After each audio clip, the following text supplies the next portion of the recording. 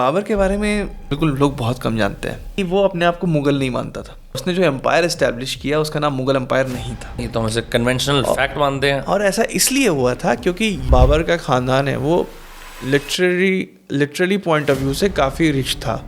They were very well educated people. Akbar को हम अगर हटा दे तो अकबर सब मुगलों में सबसे ज़्यादा अनपढ़ था, आप ये कह रहे हो? हाँ। The Ajanta case faces south. तो एक पर्टिकुलर टाइम पे सन ऐसे रिफ्लेक्ट करता था उस पानी के ऊपर, वहाँ से वो लाइट जनरेट करते थे। So called Snell's law of reflection जिसको हम बोलते हैं, रिफ्लेक्शन के थ्रू वो लाइट अंदर जनरेट कर रहे थे। And that is how they were doing painting. And I was like wow, they were brilliant minds जो मैं आर्किटेक्चर में आज तक अचीव नहीं कर पाया हूँ। Hindutva equal to pseudo science, Hindutva का मतलब कास्टिज्म, लेकिन सावरकर तो पूरे एंटी कास्ट थे। उस समय के सो कॉल्ड ट्रेडिशनलिस्ट लोगों ने उनके ऊपर काफ़ी अटैक किया था इस विचार को लेकर के। क्या है दोस्तों, स्वागत है आपका एक और एपिसोड ऑफ दोस्तकास्ट में। मेरा नाम है विनम्र कसाना। अगर आपने हमारे सब्सक्राइब बटन को अभी तक नहीं दबाया या आप स्पॉटिफाई पे फॉलो नहीं करते तो आप क्या कर रहे हो यार।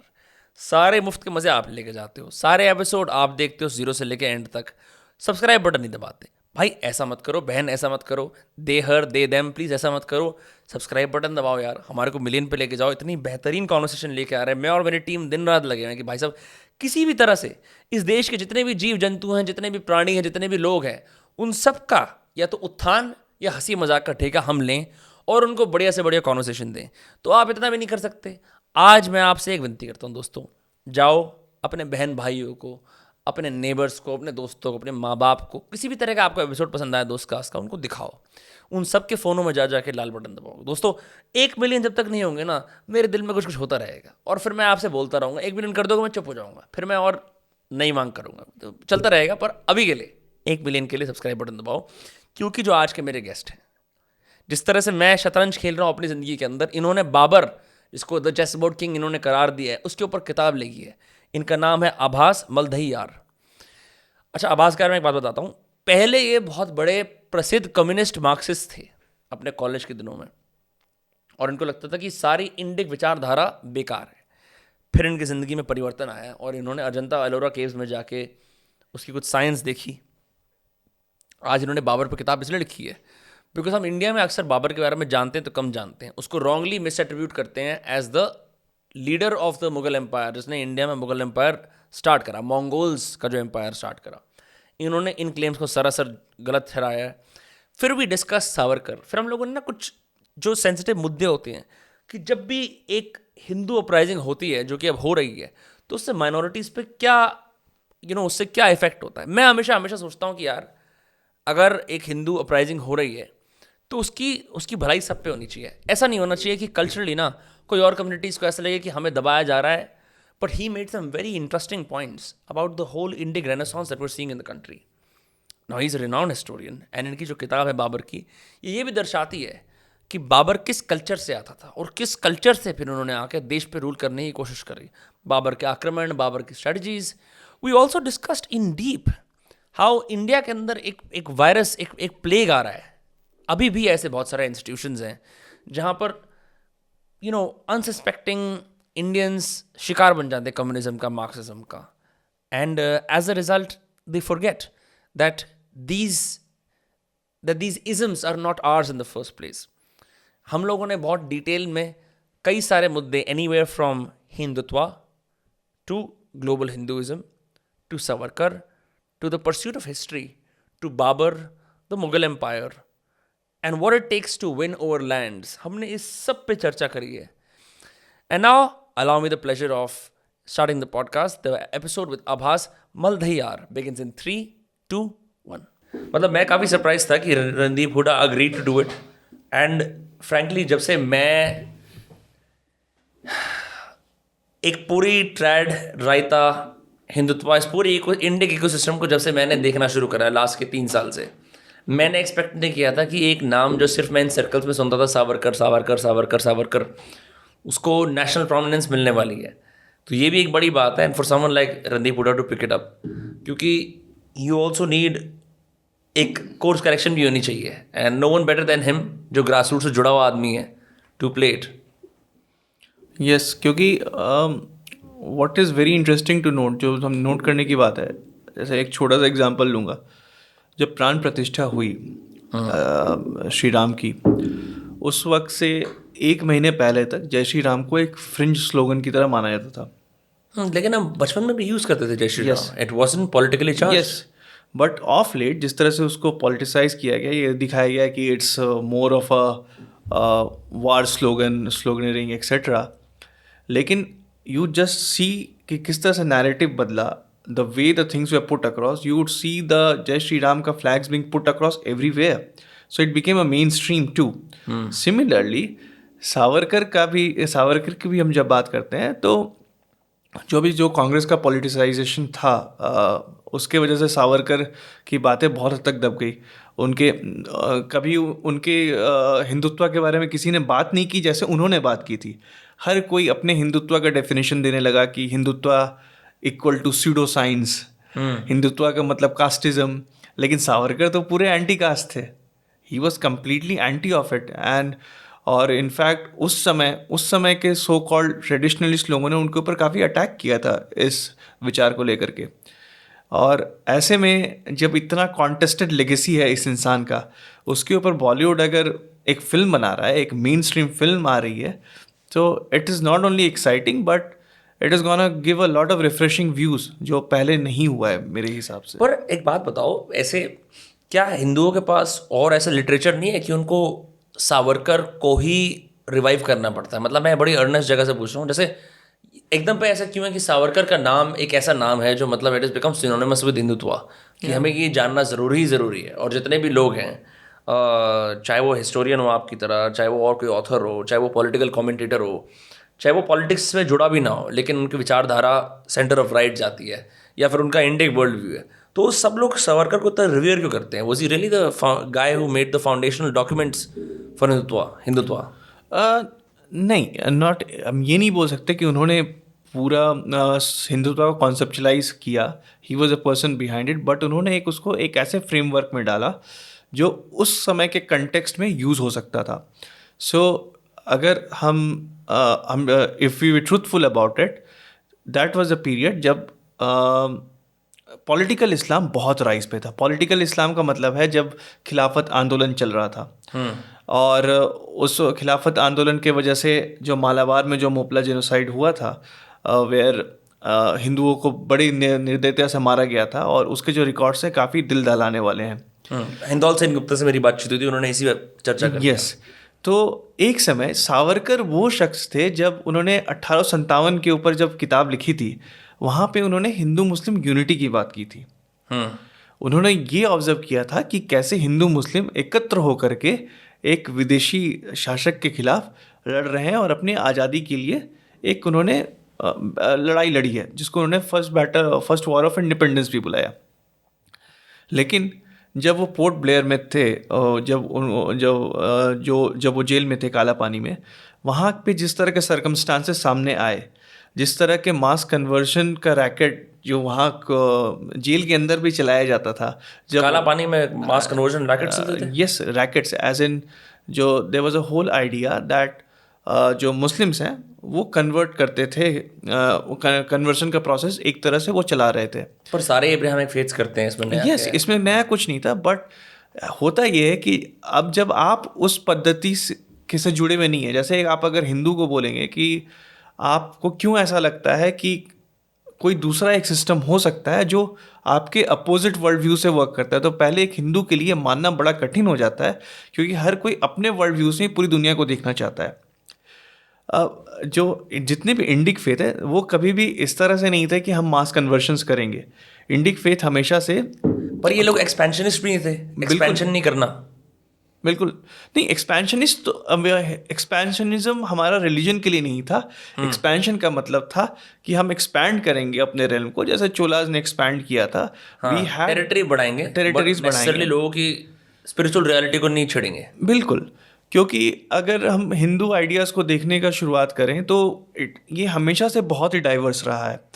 आप ये समझिए कि जब नालंदा का पतन हुआ था, जब बख्तियार खिलजी ने उसको 12वीं शताब्दी के अंत में जला दिया था, उस वक्त वहाँ पे जो पुस्तक जले थे वो सिर्फ बुद्धिस्ट लिटरेचर नहीं थे, और उन पुस्तकों में हिंदू दर्शन शास्त्र भी थे, और वो जो दर्शन शास्त्र थे वो आस्तिक और नास्तिक भी हम उनको डिवाइड करते हैं। और इनफैक्ट नालंदा में एडमिशन के लिए भी आपको आस्तिक स्कूल के बारे में भी जानना होता था। अब जो 6 फिलॉसफी हैं, 6 दर्शन है, मीमांसा, न्याय, योगा, ये सब आपको जानना होता था। और 13वीं सेंचुरी तक इतने डाइवर्स व्यूज़ एक साथ रह रहे हैं। उसके पहले भी जब भी डिबेट्स होते थे तो डिबेट्स में ऐसा नहीं होता था कि मैं आपको कन्वर्ट कर दूंगा या फिर आप I will destroy you entirely. Debates का मतलब ये था कि जो भी शास्त्रार्थ में हार रहा है वो कायदे से जो इंसान जीत गया है उसके फेथ में खुद को अडाप्ट कर लेगा। That is how it work. जैसे शंकराचार्य मंडन मिश्रा की डिबेट के बारे में बहुत चर्चा हुई है, तो वहाँ पे भी ऐसा था कि जो विनिंग फिलॉसफी है उसमें जो भी लूज़र है उसको अडाप्ट कर लेगा and that is how they will go ahead. कभी ऐसा नहीं होता था कि मैं आपके एग्जिस्टेंस को ही ख़त्म कर दूंगा, ऐसा बिल्कुल भी नहीं था। तो उसी तरह से सावरकर के लिए भी इट वॉज अ शॉकर। जब भी एक हिंदू के लिए जो अब्राहमिक वर्ल्ड व्यू उनके सामने आती है, it's almost like a shock कि ऐसा भी कुछ एग्जिस्ट करता है, क्योंकि हम कभी बचपन से उस आइडिया से आगे नहीं बढ़ रहे हैं। लेकिन जो अब्राहमिक फेथ है, जितने भी बुक्स हैं, they preach in a different way, because for Christianity also world is divided into believer and non believer. Islam में भी एक वर्ल्ड पूरा मोमिन है और दूसरा काफिर है। That's how it works. और इसी तरह से उन्होंने पूरे वर्ल्ड को भी डिवाइड कर रखा है, दरुल इस्लाम और दरुल हरब। इसका मतलब जो एक पूरी जो टेरिटरी जो इस्लाम की है, जहाँ पे इस्लाम का शासन होगा, और जो टेरिटरी में इस्लाम का शासन नहीं, वो दरुल हरब है। मतलब आपको उसको फर्दर दरुल इस्लाम बनाना है। और इसको अम्बेडकर ने भी ऑब्जर्व किया था।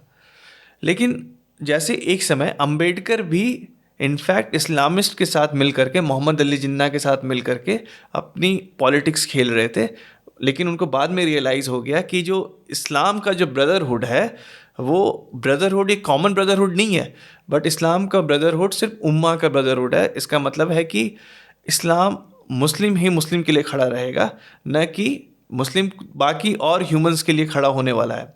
सो ये उनका एक कॉन्सेंट्रेटेड ब्रदरहुड था।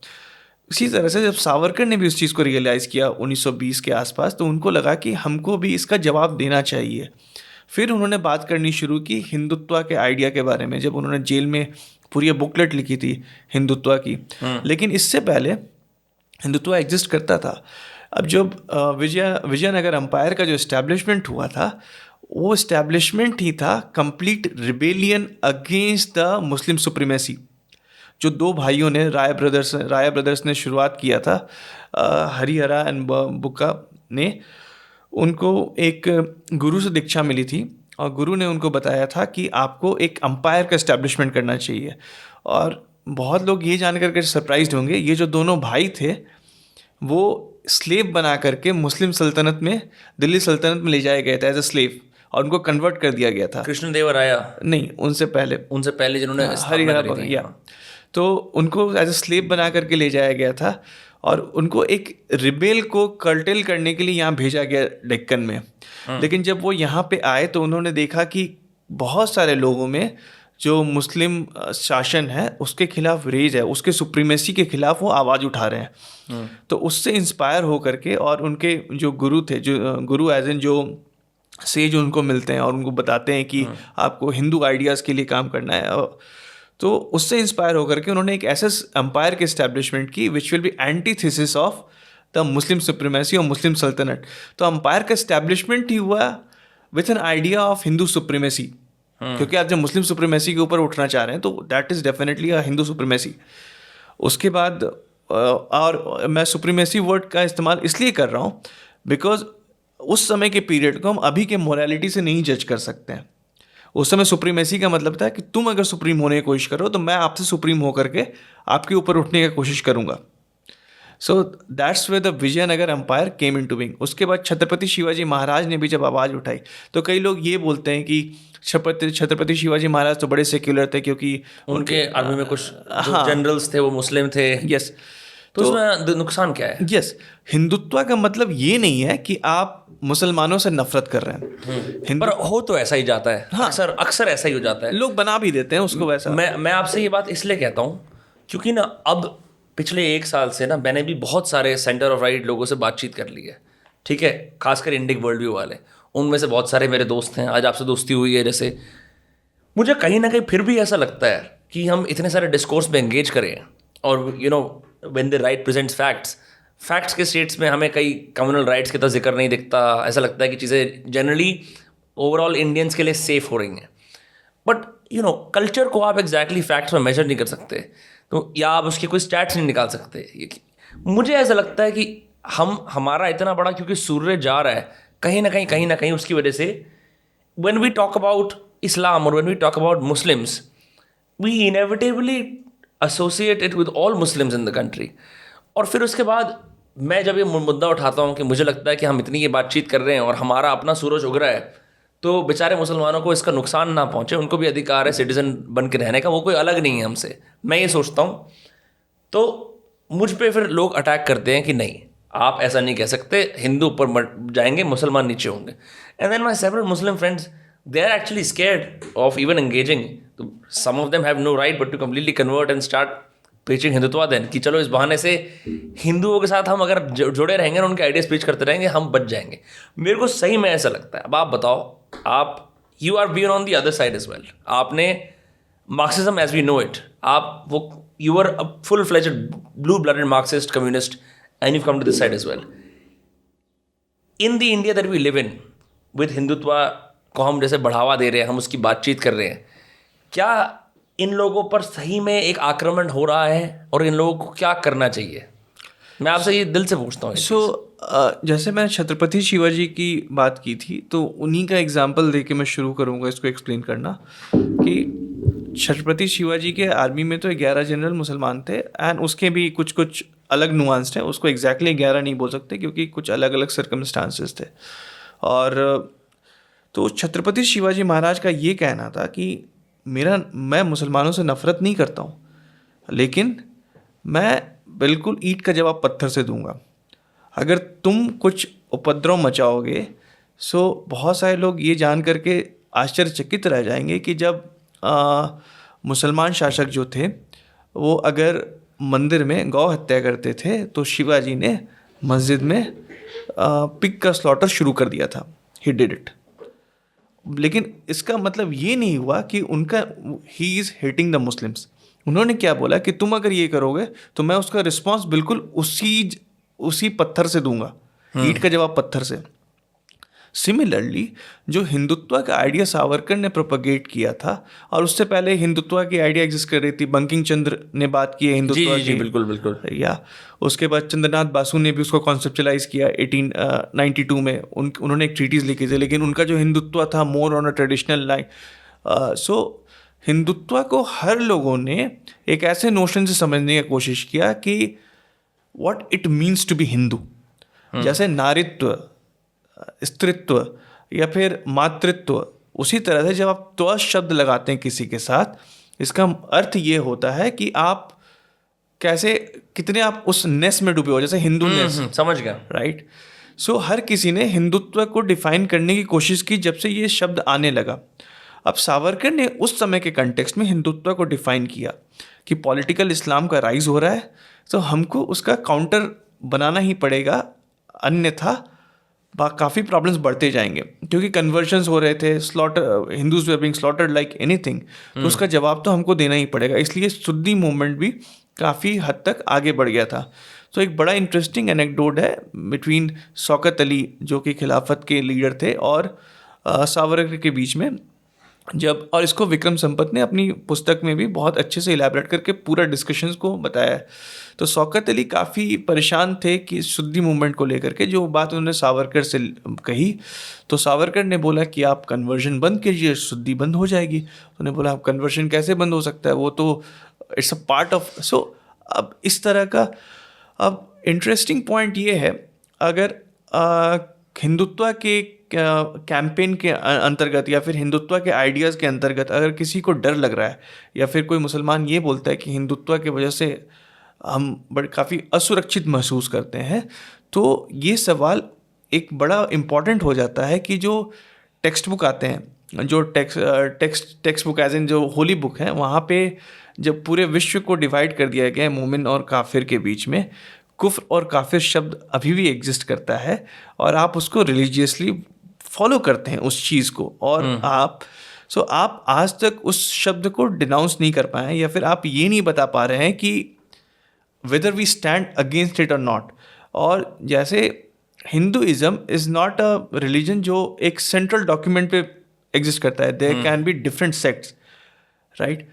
हर किसी की दूसरी अलग अलग तरह के दर्शन होंगे, अलग अलग तरह की फ़िलासफ़ीज़ होंगी, लेकिन इस्लाम में वैसा नहीं है। इस्लाम में एक सेंट्रल टेक्स्ट है जो आपको ये बता रहा है, so there is no such diversity. नहीं, इस्लाम में भी सुन्नी हैं, शिया हैं, फिर उसके बाद आपके अहमदियाज हैं, आपके इस्माइली हैं, इसमें भी बहुत सारे लोग हैं। लेकिन हर कोई शरिया में बिलीव करेगा, जो सेंट्रल फंडामेंटल पॉइंट्स हैं। एंड शरिया कहाँ से आ रहा है? शरिया आपके कुरान से आ रहा है, या फिर कुरान और हदीस के कॉम्बिनेशन से जो लिटरेचर बनाया गया था कि कैसे आपको ज़िंदगी व्यतीत करनी है। तो इनफैक्ट सूफ़ी भी शरिया को डिनाई नहीं करेंगे। इनफैक्ट आप किसी भी सेक्ट को उठा लीजिए, चाहे वो अहमदिया को इनफैक्ट मुस्लिम नहीं मानते हैं, सुन्नी मुस्लिम्स, लेकिन अहमदियाज भी कुरान में पूरी तरह से बिलीव करते हैं, अहमदियाज भी शरिया में बिलीव करते हैं, अहमदियाज भी उसके अगेंस्ट नहीं जाते हैं। और इनफैक्ट जो पाकिस्तान मूवमेंट था उसके फोर रनर तो शिया और अहमदिया ही थे। अच्छा, यस। जो डॉक्यूमेंट जो 1940 या 42 का जो डॉक्यूमेंट लाहौर रिजोल्यूशन, उसका जो टेक्स्ट तैयार किया था उसको एक अहमदिया ने तैयार किया था। So Ahmadiyyas were the forerunners of the Pakistan movement. अब मसला ये हो जाता है कि उस समय उन्होंने ये नहीं सोचा कि हमारे आइडियाज़ को रिजेक्ट किया जाएगा क्योंकि हम इस्लाम को अलग नज़रिए से देखते हैं। उन्होंने तो वही रास्ता पकड़ा दरुल इस्लाम बनाने का, पाकिस्तान को नया मदीना बताते हैं। आज मैं बिल्कुल इस बात से सहमत हूँ कि अहमदियाज़ का परसिक्यूशन पाकिस्तान में हो रहा है, लेकिन क्या ये उस बात को धुला देगा कि जो पाकिस्तान मूवमेंट के फोर रनर्स थे वो अहमदियाज़ थे? होता ये है कि जब जो भी परसिक्यूटेड कम्युनिटी होती है, जिसके ज़्यादा परसिक्यूशन होता है, एक बहुत ह्यूमन साइक है कि हमारे इमोशंस उनके साथ आ जाते हैं। It's a very human psyche, बिल्कुल, it is bound to happen. लेकिन इसका मतलब ये नहीं कि अब इस बात का क्या एविडेंस रहा है, या फिर इस बात का क्या कैसे हम इसको फर्मली कह सकते हैं कि they will not subscribe to the central idea of the Islamism. It's very tough. So it can only happen, जैसे अगर हम ये मानते हैं, जैसे हिंदू रिफॉर्म मूवमेंट्स की बात करें, तो हिंदूज ने डायरेक्टली बोला कि चलिए सती के डेटा काफ़ी फर्ज किए हुए थे, दे आर वेरी फर्स्ट, उसमें बहुत एक अलग कहानी है सती की। लेकिन हर हिंदू ये बोलता है कि जो सती प्रथा है वो गलत है। उन्होंने क्लियरली इसको माना। कास्टिज्म के अगेंस्ट मैक्सिमम हिंदूज खड़े रहते हैं, मैक्सिमम 99.9% हिंदूज कास्टिज्म के एटलीस्ट मुंह पे तो लोगों के सामने बोलते हैं। बिल्कुल, हाँ। बिल्कुल, इट्स वेरी, जो आप वर्ल्ड व्यू बाहर से दिखा रहे हो, हाँ, उसमें कहते हैं या, लेकिन वो वर्ल्ड व्यू उधर से नहीं आ पाता है। इनफैक्ट खुद के भी डिस्कोर्स में आपस में जब वो बात करेंगे, अब नुपुर शर्मा का ही केस ले सकते हैं। जब नुपुर शर्मा की ही बात आई थी, जब सर तन से जुदा पूरे स्ट्रीट्स पे हो रहा था, तो कितने लोग आए उस कौम से और आकर के बोले कि ये जो हो रहा है गलत हो रहा है। नुपुर ने तो एक फैक्ट स्टेट किया था, और इसीलिए कोई भी स्कॉलर ने कभी ये नहीं बोल सका कि वो गलत है। बट एक बात बताओ, उनको पब्लिक लाइफ से बिल्कुल ही विड्रॉ क्यों करना पड़ा? इतना सीवियर हो गया था क्या मामला? यस, बिल्कुल। और इनफैक्ट पुतले जलाए जा रहे थे, फिजीज, और फतवे जारी किए गए थे, और यहाँ तक कि आप ये सोचो हज़ारों की संख्या में लोग आ रहे हैं और नारा लगा रहे हैं सर तन से जुदा, सर तन से जुदा। और पर ये बाहर की कंट्रीज में हो रहा था ना, हमारे देश में तो नहीं? हमारे देश में भी हुआ है, हमारे देश में भी हुआ है, हमारे देश में भी हुआ है। हमारे देश में बड़े बड़े जुलूस निकले नुपुर शर्मा के खिलाफ और सर तन से जुदा की मांग की गई। सो ये काफ़ी फियरफुल सिचुएशन था। और लेकिन कितने ही बड़े मुस्लिम स्कॉलर्स, या फिर स्कॉलर्स, तो इनफैक्ट बहुत से स्कॉलर्स ने तो ये बोला कि जो नुपुर ने बोला वो गलत नहीं बोला, इट्स फ्रॉम द टेक्स्ट, ये बात हुई। बट उस पर उतना डिस्कशन नहीं मैं करूँगा, लेकिन एक बात तो क्लियर हो गया कि जो लार्जर जो मुस्लिम सेक्टर है वो आकर के इसके अगेंस्ट नहीं खड़े। क्यों एक फतवा नहीं जारी किया गया उन लोगों के खिलाफ जो ये नारा दे रहे हैं? अगर ब्रदर, ताली तो दो हाथ से बजती है ना। आप ऐसे तो नहीं, अगर आप भारत के मोरालिटी के, अगर आप ये बात करते हैं कि आपका हिंदुइज्म तो ये सिखाता है कि सबको साथ लेकर के चलना है, तो फिर अगर आप सबको साथ लेकर के चलने की बात कर रहे हो और आप ये बोलोगे लेकिन हम तो वो वाला आइडिया अपनाएंगे, माई वे और हाईवे, तब तो मिलन तो हो नहीं पाएगा ना जी। So you will have to dabble into this Hindu idea. और हिंदुत्व कुछ और नहीं है बल्कि अपने हिंदू इथॉस को रियलाइज करना है, जैसे Hinduness, it's just Hinduness, right. और not reaction but responding in the right way as in how it's needed. You cannot be pussyfoot that we will take it whatever you will give it to us. अच्छा, आप एक बात बताइए मेरे को, before we get into the book Babur the chess board king, ठीक है, जो आपने लिखी है और जिसको भिन्न भिन्न प्रकार की प्रेज और कॉन्ग्रेचुलेशंस मिल रहा है एज इज ड्यूली डिजर्व्ड, आपने इससे पहले कई इंटरव्यूज़ के अंदर और अपनी राइटिंग के माध्यम से ये व्यक्त किया है लोगों को कि आप एक फॉर्मर मार्क्सिस्ट हो, ठीक है। अब जब जॉर्डन पीटरसन का प्रचलन हुआ दुनिया में, तो शायद दुनिया के जेनजी लोगों को पता लगा कि कम्युनिस्ट और मार्क्सिस्ट क्या होते हैं। उससे पहले ये लार्जली टर्म्स थे, एकेडमिया में थे, और ये एकेडमिया से बाहर मेन स्ट्रीम मीडिया में और ट्विटर के थ्रू और सोशल नेटवर्क्स पे नहीं आए थे। फिर जब जॉर्डन पीटरसन ने बोलना शुरू कर दिया ये एकेडमिया टेंटेड है लेफ्टिस्ट से, मार्क्सिस्ट से, इन सब चीज़ों से, पीपल स्टार्टेड पेइंग अटेंशन कि कम्युनिज्म और मार्क्सिज्म क्या है। कार्ल मार्क्स, जिसने कम्युनिस्ट मैनिफेस्टो लिखी, किताब यहाँ पढ़ी हुई है, मैंने थोड़ी बहुत पढ़ी, एंड हर कोई जानता है क्रिटिकल थिंकिंग में एक एसेंशियल प्रिंसिपल होता है स्टील मैनिंग का। आप तो धज्जियाँ बना सकते हो मार्क्सिज्म की, क्योंकि आप मार्क्सिस्ट खुद रह चुके हो, तो आप उस आइडिया को समझते हो। बड़े संक्षिप्त, अगर सिंपल शब्दों में मैं आपसे पूछूं, एक तो ये कि फंडामेंटली मार्क्सिज्म और कम्युनिज्म अगर सिमिलर हैं तो कितने सिमिलर हैं, और दोनों की डेफिनेशंस क्या हैं, और फिर उस विट्रियोल से आपने अपने आप को मुक्त कैसे किया और आप इस तरफ कैसे आए। मैं इसलिए नहीं कह रहा कि being centre of right has some other merits, I am simply trying to understand what is the other position, क्योंकि मुझे भी ऐसा लगता है इस देश में भी बहुत सारे बड़े अच्छे वेल इंटेंशनड लोग मिसगाइडेड मार्क्सिस्ट हैं, मिसगाइडेड कम्युनिस्ट हैं, जिनको मालूम नहीं है। And this is something I fundamentally believe. I love capitalism, it has its flaws, but it allows all of us to make money. Free market है, ठीक है। हाँ, उसके अंदर ये ज़रूर हो जाता है कि कुछ लोग जो असहारा है उन पर इतना सपोर्ट नहीं होता, like I said, it has its flaws, but generally it seems to reward society in the longer run. ऐसा मैंने देखा है। मेरी बड़ी रूडमेंट्री अंडरस्टैंडिंग में मैंने पाया कि कम्युनिस्ट और मार्क्सिस्ट लोग fundamentally hate money or fundamentally hate the rich. Now, how wrong or right I am in making this assumption? And like I asked before, दोनों में similarities क्या हैं और दोनों की definitions क्या हैं? So, Marxists don't hate money, they hate the rich people. अच्छा, They love money. पैसे पसंद हैं? बिल्कुल।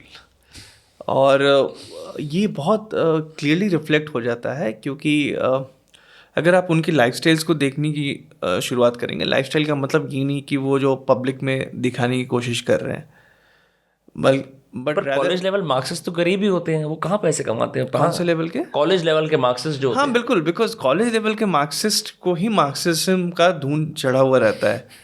उन्हीं को लगता है कि हम तो बदलाव ला देंगे, हम वो क्रांतिकारी हैं जो आज तक हुआ नहीं है, शायद मैं ही वो पहला क्रांतिकारी हूँगा जो पूरे देश को बदल देगा, विश्व को बदल देगा। और मार्क्सिज्म का सिंपल मतलब ये है कि आप मार्क्स के प्रिंसिपल को फॉलो कर रहे हैं, इसलिए आप मार्क्सिज्म के अंतर्गत आ रहे हैं।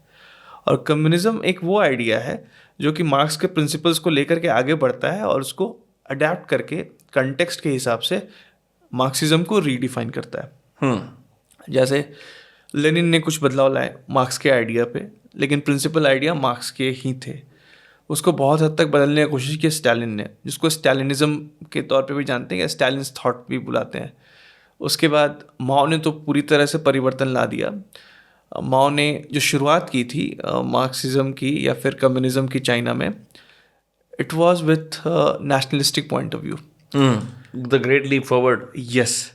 और वहाँ से उससे भी पहले जो basically China was engulfed into the battles, और चाइना को ऐसा लीडर चाहिए था जो उनको सपोर्ट कर सके उनके मोरालिटी के लिए और उनको लड़ने में मदद करे। और उस वक्त फार्मर्स नेशनलिस्ट थे, क्योंकि फार्मर्स देश के लिए लड़ना चाह रहे थे। तो माओ ने कुछ 50 लोगों के साथ मिल करके एक ऑर्गेनाइजेशन की शुरुआत की थी, और उस ऑर्गेनाइजेशन ने फार्मर्स को सपोर्ट करने का डिसीजन लिया। और farmers they were standing against the imperialism. So standing against the imperialism ये की वर्ड है, क्योंकि भारत में भी जब हम अंग्रेजों के खिलाफ लड़ रहे थे we were standing against imperialism, right. So ये नेशनलिस्टिक पॉइंट ऑफ व्यू था. माओ ने शुरुआत की नेशनलिस्टिक पॉइंट ऑफ व्यू से, और उसके बाद 60s 50s ऑनवर्ड्स उन्होंने कम्युनिज्म को एक्सपोज करना शुरू किया चाइना के ऊपर. उस समय तक उन्होंने कम्युनिज्म को एक्सपोज नहीं किया है, एज इन ये नेशनलिस्टिक प्रिंसिपल से चल रहे हैं, इसीलिए वो एक मास लीडर बन सके. कम्युनिज्म कभी मास लीडर नहीं बनाता है, नेशनलिज्म मास लीडर बनाता है, मास लीडर. और इसीलिए माओ ने भी जो तरीका अपनाया था वो था पहले नेशनलिज्म को अपनाने का, और उसके बाद धीरे धीरे communism through the economic policies उसने इंसर्ट करना शुरू किया. और कम्युनिज्म में अगर रफली इकोनॉमिक्स बोली जाए तो everything is owned by the state, yes, everything is distributed equally, yes, यही होता है. यस. और इसको बहुत ही ले मैनेज भाषा में अगर समझाया जाए तो वो ऐसा होता है कि अगर दो स्टूडेंट हैं, दोनों एक एग्ज़ाम की तैयारी कर रहे हैं. एक स्टूडेंट ने पूरे साल के लिए कुछ पढ़ाई नहीं किया, ट्रक वगैरह में पढ़ा रहा, कुछ नहीं किया उसने, और दूसरे स्टूडेंट ने बड़ी मेहनत की, और बाद में रिजल्ट आते हैं तो ये जो मेहनत करने वाला विद्यार्थी है उसको 90 अंक मिलते हैं, और जिसने मेहनत नहीं किया उसको 30 अंक मिलते हैं. सो कम्युनिस्ट बोलेगा कि ऐसा करते हैं, 90 जोड़ के 30 तो 120 होते हैं, तो दोनों को 60-60 दो. ये कम्युनिज्म है. इक्वालिटी ऑफ आउटकम, यस, जिसको मशहूर तरीके से बोला जाता है. बिल्कुल. और इसको इसलिए मैंने बोला ले मैनेज टर्म में अगर मैं एक्सप्लेन करूं तो मेरा मेहनत करने का जो कि कैपिटलिज्म के अंदर ये चीज़ है, अगर आप मार्केट को प्ले करोगे और आप डबल मेहनत करोगे, आप चीज़ों को सस्ता कर दोगे, आप ज़्यादा घंटे लगाओगे, आपके पैसे कमाने के चांस बढ़ जाते हैं. तो ये तो लोगों को बाय डिफॉल्ट रेंडर करता है वीक. काम ही मत करो फिर तो, अगर सब कुछ इक्वल है. ऐसा मैं सोच रहा हूँ. बिल्कुल. इसीलिए हमारे हिंदू फिलॉसफी में भी अर्थ को भी बड़ा महत्व दिया गया है, राइट. अब अगर अर्थ नहीं है तो आप आगे नहीं बढ़ सकते हैं. तो एक गृहस्थ का एक जो सबसे इम्पोर्टेंट रोल होता है to earn the money, it's very important. और इसीलिए हमारे सिस्टम में कभी भी पैसे कमाने को पाप नहीं माना गया. लेकिन अगर आप वेस्टर्न वर्ल्ड व्यू को देखोगे, कम्युनिज्म तो बाद में आया, हर जगह पे सफरिंग एक वर्च्यू थी, which is a very Christian virtue by the way. And because it was a Christian virtue which again reflected into Islam and it reflected everywhere. अगर आप सफ़र कर रहे हो तो ऐसा लगेगा कि आपने कुछ, बट हमारे यहाँ वैसा नहीं था. हमारे यहाँ पे जो सफरिंग, हमारे यहाँ पे कर्मा पे तो लोड दिया गया है कि आप काम करते जाओ. यस. पर उस पे is there nothing around pain? Not much, because pain आपको पेन कभी वर्च्यू नहीं हो सकता है. दर्द हो रहा है तो दर्द हो रहा है because you are weak, so you felt the pain which is a good thing. लेकिन आप कमज़ोर थे इसीलिए आपको दर्द हुआ. ये कोई वर्च्यू नहीं है कि मैं तो इतना असहाय हो करके मैंने ये कर लिया वो कर लिया जो लोग होते हैं. अच्छा, ये इस तरह का कॉमन विक्टिम मेंटालिटी ये भी मैंने अक्सर देखा है कॉलेज लेवल कम्युनिस्ट के अंदर. ये बहुत ज़्यादा प्रोमिनेंट होता है कि अपनी सिंपैथी गेन करना, अपने कमजोरी एग्जैक्टली डिफाइन करके कि मेरी ये कमजोरी है, इस वजह से मैं ये नहीं कर पाया. So coming back to myself, because आपने उसके मेरे बारे में पूछा था, तो एंड ये एक्चुअली ऐसे होता है कि most of the times Hindus communism के ट्रैप में बहुत जल्दी आते हैं. एंड जनरली लोग बोलेंगे कि रिलीजियस डिस्टिंक्शन नहीं करना चाहिए, बट ये मेरा खुद का एनालिसिस है. क्योंकि हिंदुइज्म वेदर फॉर गुड और bad has been an open architecture to great extent. उसमें ये होता है आप ये भी करो तो भी चलेगा, वो भी करो तो भी चलेगा. आप अगर अपनी दादी के साथ बैठ करके पूजा नहीं कर रहे हो तो भी चलेगा, कुछ भी करो, ऑल इज़ फाइन. ऐसा होता है कि मेरे साथ एक समय के बाद मुझे ऐसा लगने लगा कि जितने भी रिचुअल्स हैं वो सारे सुपरस्टिशन हैं. हवन का कोई महत्व नहीं है. हम हवन क्यों करें, क्यों उस पत्थर की मूर्ति को आरती दिखाएं, इस तरह के सवाल आने लगे. और उसके साथ साथ जो ऐसा लगता था कि मंदिर में हम जा कर के इतने पैसे डालते हैं, ये पैसे मैं गरीब को दे दूँ तो ज़्यादा बेहतर रहेगा. तो इस तरह के वर्च्यूज़ आपके अंदर आने लगते हैं. सफरिंग की वर्च्यू तो बाद में, पहले आपको ये लगता है कि सब कुछ बहुत मेटलिस्टिक है, क्योंकि आप जब भगवान को आरती दिखा रहे हो तो मेटलिस्टिक नहीं है, it's more metaphysical. It's not materialistic aspect. So materialistic होना एक साइंस ओरिएंटेड स्टूडेंट के लिए एट टाइम्स क्वाइट पॉसिबल होता है, क्योंकि आप हर जगह पे रिजल्ट चाहते हो, हर जगह पे आप एम्पेरिकल एविडेंसेस ढूंढते हो. और जब मैं कॉलेज में इंटर किया, because I am student of architecture. Architecture में कम्युनिज्म कैसे चल सकता है? वही एक बड़ी इंटरेस्टिंग बात है दैट आर्किटेक्चर में आपको हमेशा फ्री फ्लोइंग होने की सलाह दी जाती है, क्योंकि आप फर्स्ट ईयर सेकेंड ईयर में जो भी डिज़ाइंस करोगे that has to be too expressive. Freedom of speech और फ्रीडम ऑफ थॉट बहुत प्रिडोमिनेंट है, आप कुछ भी कर सकते हैं. It doesn't matter that whether that structure would actually exist और नॉट. अच्छा, आप हाइपोथेटिकल्स में कर रहे हो तो आप एक्चुअली कुछ बिल्ड नहीं करते पहले 2 साल. सो इनफैक्ट आपको इनकरेज किया जाता है कि आप कुछ भी बना दो. किसी के बिल्डिंग में तो किसी का 50 फीट का कैंटिलीवर वो स्ट्रक्चर होता है जैसे ये इस फ़ोन से जैसे ये कुछ हैंग करके ये पेन अगर आ रहा है ऐसे सपोर्ट से, तो दिस इज़ अ कैंटिलीवर. समझ गया. किसी का 50 फीट का cantilever, so structurally which may not be possible. हाँ, राइट. छोटा होगा कैंटिलीवर, 1 2 3 4 फुट का जितना हो सकता है. वी कैन मतलब now we can achieve by engineering marvel, but practically इतना आसान नहीं होता है, क्योंकि मनी इज इन्वॉल्व, बहुत सारे एस्पेक्ट आ जाते हैं उसमें. सो उसको कर पाना आसान नहीं है, लेकिन आपकी फ्री फ्लोइंग थॉट बहुत ज़्यादा होती है. और मेरी रुचि हमेशा से इतिहास में और लिटरेचर में बहुत ज़्यादा रही थी. तो जब आप आर्किटेक्चर के थियरीज को पढ़ना शुरू करेंगे तो आप इन्फ्लुएंस होगा मॉडर्निज्म से. Modernism, post modernism is a art movement too. Correct. और जब आप आर्ट मूवमेंट पढ़ेंगे तो आप उसके पॉलिटिक्स में आ जाएंगे, रूट तो वहाँ पे है. आप डेरिडा के बारे में पढ़ेंगे, राइट. और जब वहाँ तक आप पहुँचेंगे तो उसके पीछे आप मार्क्सिज्म तक पहुँच जाएंगे ऐसे करते हुए. तो it was in my college period जब मैंने कार्ल मार्क्स की दास कैपिटल और कम्युनिस्ट मैनिफेस्टो पढ़ी थी, स्टालिन के सारे एसेस पढ़े, और मुझे भारत का इतिहास नहीं पता था. लाइक भारत कितना स्वर्णिम था या भारत में क्या था नहीं पता था. मैंने सिर्फ कुछ पन्ने उठा के पढ़े जो मार्क्सिज्म के बारे में और मार्क्सिज्म के पॉइंट ऑफ व्यू से पढ़ा, क्योंकि मार्क्स ने तो यहाँ तक बताया था कि अंग्रेज़ों के, मार्क्स तो एंटी कैपिटलिज्म है, लेकिन वो बोलता है कि अंग्रेज़ों के ऊपर एक बहुत बड़ी जिम्मेदारी है, क्योंकि जो एशिया के जो बैकवर्ड लोग हैं उनको आगे बढ़ाना है. ये मार्क्स कह रहा है. He was supporting the colonisation of Bharat, he supported it. और ये पढ़ करके मुझे उस समय लगा कि ये तो सच में हम बड़े बैकवर्ड थे, क्योंकि हम तो यही सुनते हैं ना कि ब्रिटिश ने हमको रेलवे दे दिया और ये सारी चीज़ें.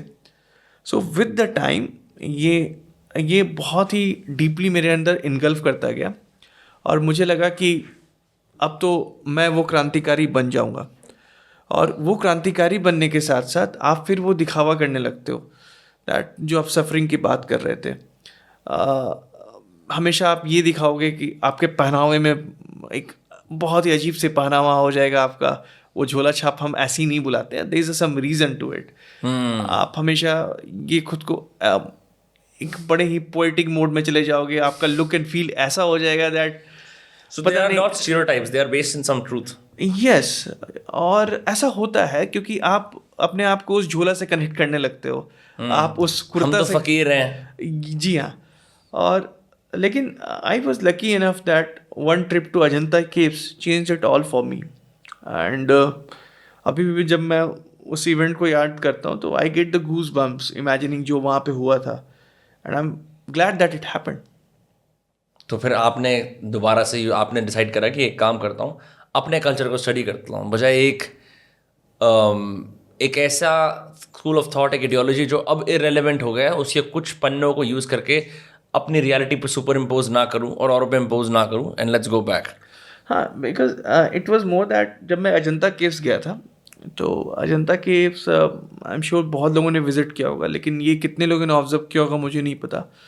जब अजंता केव के अंदर घुसते हो, किसी केव में आप घुसोगे, you step down into the केव.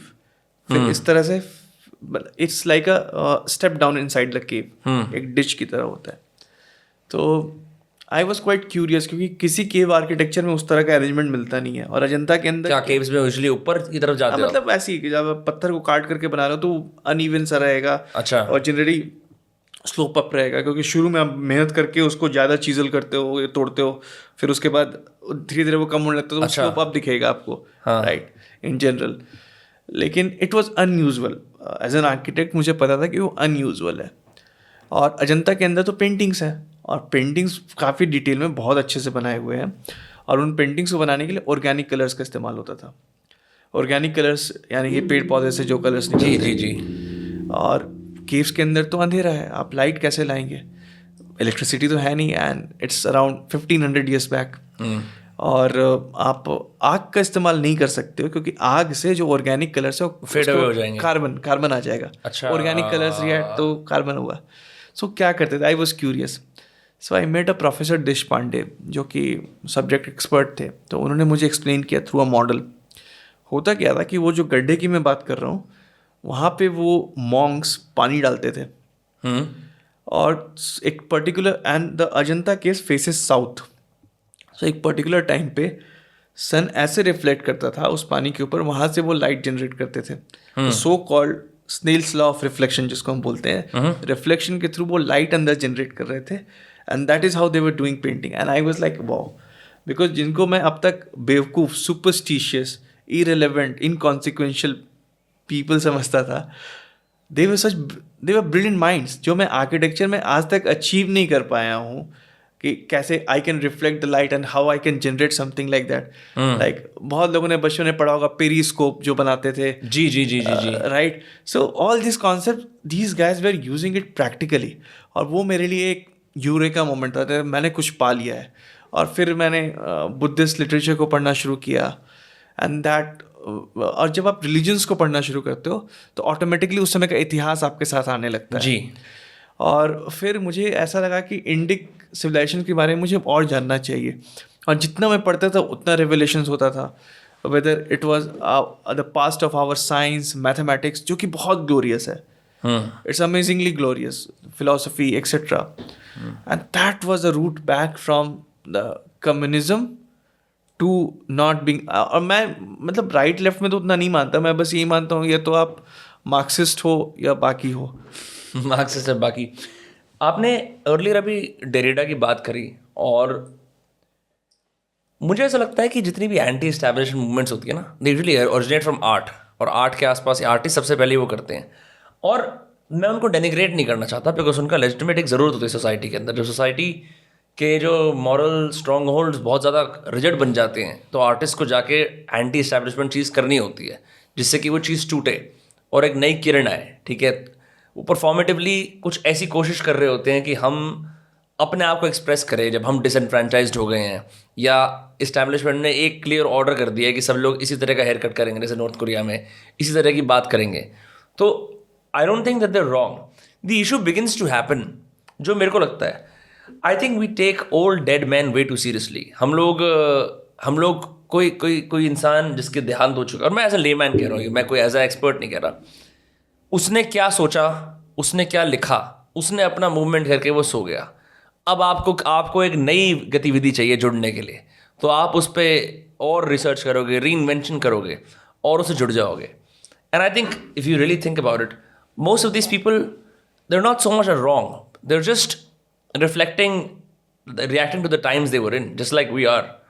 इसलिए मेरे को भी बड़ी प्रॉब्लम होती है, मैं देखता हूँ कि सारी art movements by default left की तरफ जाती हैं, सारी की सारी almost. Like you can rarely see, but I am curious to know कि in ancient India, was it even possible to have a left or right? No, not necessarily, because जैसे अगर हम लेफ्ट राइट की history को समझने की कोशिश करें तो it emerges in France, right, anti monarchy, pro monarchy, that's how left and right is. अब आप ये देखो, जो वैल्यूज़ के अगेंस्ट उस समय के लेफ्टिस्ट खड़े हो रहे थे, एक्चुअली वो वैल्यू इंडिक सिस्टम में नहीं है। Indic system is more pro to those values initially, like जो एक जो डेमोक्रेटिक वर्ल्ड व्यू था। डेमोक्रेटिक वर्ल्ड व्यू का मतलब ये है कि diversity of the views, respecting each and every view, हर किसी को एक प्रॉपर सम्मान देना, राइट। सो ये भारतीय सिविलाइजेशन में ऑलरेडी एग्जिस्ट कर रहा था। सो यहाँ पे बहुत सारे ऐसे आइडियाज थे जो, मैं ये नहीं बोलूँगा we imbibe from left, because ये सिविलाइजेशन तो पहले था देन दिस लेफ्ट राइट का narrative. So it's very tough to divide India और Indic values into left and right, क्योंकि और जो आप ये पॉइंट रेज कर रहे हो कि हमेशा जो इतने फिलोसफर्स थे, कि जो आइडिया मेकर्स थे, उस समय के कंटेक्स्ट को रिफ्लेक्ट करते थे। और ये बहुत सत्य है, क्योंकि मेरा ये मानना है कि जो भी आइडिया मेकर्स होते हैं वो they don't have bad intentions. वो उनको लगता है कि बिकॉज आइडिया मेकर्स कुछ इन्वेंट कर रहे होते हैं, आइडियाज़ कुछ भी हो सकते हैं, ideas can be bizarrest, right. In fact जब कार्ल मार्क्स ने जो आइडिया लेकर के आए, it happened in a period when church were very predominant and religion had become the opium of masses. और how can we forget that there was a period जहाँ पे church was persecuting Galileo. That's true. Right? So जो situation marks ने देखा, तो ऐसा कई बार होता है कि जब आप कुछ एंटीथेसिस करते हो, when you are going anti-system, it might end up becoming another problematic case. But later on. Not for you to deal with it at that point. Yeah. और उसमें एक और जैसे अभी प्रॉब्लम ये हुआ है that somehow left itself has become an establishment. वो अपने आप में एक establishment है. So strange, no? Yes. And because they are not open to listen to the ideas. अब जैसे so called right में भी इतनी diversity है. Opinions won't match. But people sit across the table and they discuss. Right? अभी जब मैं अपनी बुक लिख रहा था जब बाबर की, तो उसमें मैंने लेफ्ट हिस्टोरियंस को एक्सटेंसिवली कोट किया. I don't reject them, I don't cancel them, because मेरे लिए लेफ्ट और राइट की बात नहीं है. बात यह है कि तथ्य कहाँ एग्जिस्ट कर रहा है. और भारतीय हमेशा तथ्य के साथ ही रहते हैं. अब जैसे एक छोटा सा उदाहरण दूंगा मैं, एक वेस्टर्न फिलॉसफी है एथीज्म का. जी, बहुत ही मशहूर, बहुत ही प्रसिद्ध, और हर 13 से 14 साल का रॉक एंड रोल सुनने वाला, बाहर की विचारधारा देखने वाला लड़का उससे ग्रसित हो ही जाता है कभी ना कभी. बिल्कुल. अब आप ये जान करके बहुत लोग को आश्चर्य होगा कि हमारे पास एक दर्शन था मीमांसा. मीमांसा के दर्शन में ये होता था कि वो रिचुअल्स फॉलो करते थे, वेद के हिसाब से कर्म कांड करते थे, लेकिन वो बोलते थे कि देवता तो इमेजिनरी है. अब बताओ वो एथीस्ट है कि क्या है, क्या करेगा वेस्ट ऐसे लोगों के लिए. सो जो भारतीय परंपरा है, ये जो भारतीय डाइवर्सिटी है, ये वेस्टर्न बाइनरीज में इसको फिट इन कर ही नहीं सकते. उसी तरह से ये लेफ्ट एंड राइट वेस्ट में इसीलिए इमर्ज हुआ because there was a moral corruption of idea. People were persecuting the scientist, people were persecuting any new idea. Leonardo da Vinci also didn't had very good life that way. नहीं, वो तो ठीक था. From what I know कि he was उसके patrons मेडिचीज थे, मौज लेता था तो अपनी उसमें. नहीं, मतलब जो जितने भी आइडियाज लियोनार्डो डा विंची ने क्रिएट किए थे, they were bit too revolutionary for the too much. उसकी नोटबुक्स के अंदर ही जो डिजाइंस और जो वो हैं, they could never execute them. Exactly, and we came to know only after he was gone. So we never know that how exactly the society would have reacted अगर उसके पूरे plethora of the discoveries. He wanted to build helicopters. He had like designs for helicopters. Yeah. So these are scientific, but apart from that, the philosophical ideas जो generally troubling होते हैं लोगों को problem materialistic चीज़ों से नहीं होती है, लोगों को प्रॉब्लम मेटाफिजिक्स से होती है या फिर फिलोसफिकल चीज़ों से. सो कभी उसकी फिलोसफी उस तरह से ओपनली होकर के नहीं आई, या फिर अभी तक हमको शायद, because the person who is thinking so much beyond the time, he was certainly having some very interesting philosophies which will not work with the current context. That is for sure. Correct. And Marx and all got adapted because we have this problem of एक बात में हमेशा हम virtue देखते हैं to degrade our own, to say ills about our own culture and tradition. उसमें भी आप वर्च्यू देखते हैं. अगर आप हिंदुज़म को क्रिटिसाइज कर पा रहे हैं तो आपको लगता है आज तो मैंने कुछ कर दिया है, I have become the next reformer. लेकिन when you look at the other worldviews, any other religions, उनके लिए ऐसा नहीं है. They will not criticize their faith. जैसे मैंने अभी पहले भी नुपुर शर्मा नहीं, but they often criticize their faith. Christians criticize their faith all the time. So do even Muslims. Muslims sit. There are many Muslims who practice Islam, but also fundamentally talk about the things they find problematic with the religion. No, problem comes when see, we are talking in a closed door. That's fine. But now there are a lot of ex-Muslims, for example. They are a bit too critical of Islam, right? And if we look at the few of the researches about the religiosity of the people, West is becoming atheist. Correct. Right? That is Christianity is no more existing that way, right? So most of the people, like, you recognize someone as a Christian only because he's born in a Christian family, right? So you know that he was born, but you don't know that what is his faith system, because there's a tenet in his Christianity. You are only Christian if you believe that Jesus is the Son of God. And of course there are other sects like Aryan Christianity, which led to the creation of Islam, and I don't want to get into this right now, but again, there are other sects, but predominantly you believe that Jesus was the Son of God. That's the central idea. That's why you are Christian, right? Similarly, you are a Muslim because you have submitted to the Allah, right? And when you have submitted to the Allah, then there's a book, right, which commands you, which is the command of the Allah. Because that's how it starts. That how do you define a Muslim as? Like, how are you defining H2O as a water as? There's a certain definition to it. Correct. Right? So, of course, there would be someone who was born into that but may not be subscribing to those ideas. You recognize them as Muslim, but by the virtue of the doctrine, centrally that person is not. So these kind of contradictions exist, but yeah. अब हम आते हैं आपकी चर्चित किताब के ऊपर, जिसके हम आसपास बहुत देर से पकड़म पकड़ाई खेल रहे हैं. आप फाइनली इस किताब के ऊपर आते हैं. थैंक यू ये सब कॉन्टेक्स्ट सेट करने के लिए. Made things a lot easier for me. ठीक है, तो मैंने आपको बताया, मैंने छोटा सा सर्वे कंडक्ट करा जानने के लिए कि लोग बाबर के बारे में क्या जानते हैं. मैं आपको अपने में भी थोड़ी राय देता हूँ बाबर के बारे में. मैं सुनता हूँ, खासकर कि जब मोदी की सरकार आई, मैंने बाबर का नाम और सुनना शुरू कर दिया. तो लोग बोलते हैं कि एक बाबर था जिसने देश खराब कर दिया. एक ये सुनते, मैं स्टार्ट कर रहा हूँ आपसे चाय की टपरी की बातों से लेके from what I know academically. ठीक है, एक इस तरह की विचारधारा है.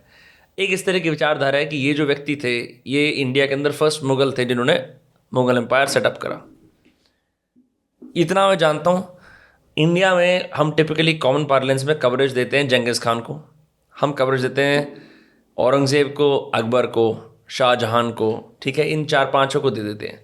Babar is considered essential, but as your book already says, since a majority of his life is spent abroad in his own nation. फिर जब नेशन ख़त्म हो गया तो फिर कभी काबुल जा रहे हैं, फिर दोबारा समरकंद जा रहे हैं. उनका जो इंडिया से रिश्ता है वो कम है.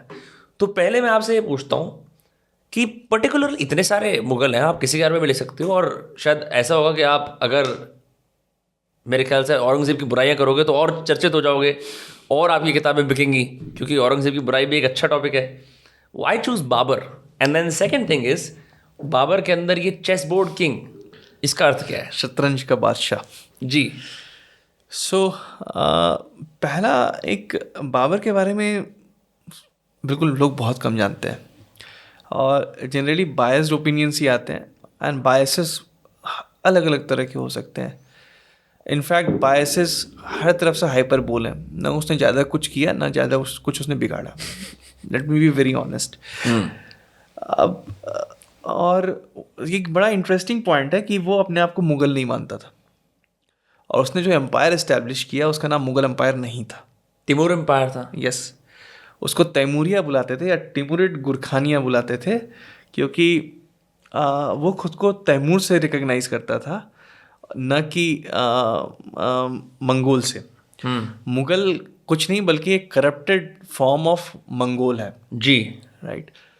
सो इसकी कहानी थोड़ा सा पीछे जाती है. I will just give a bit of background की.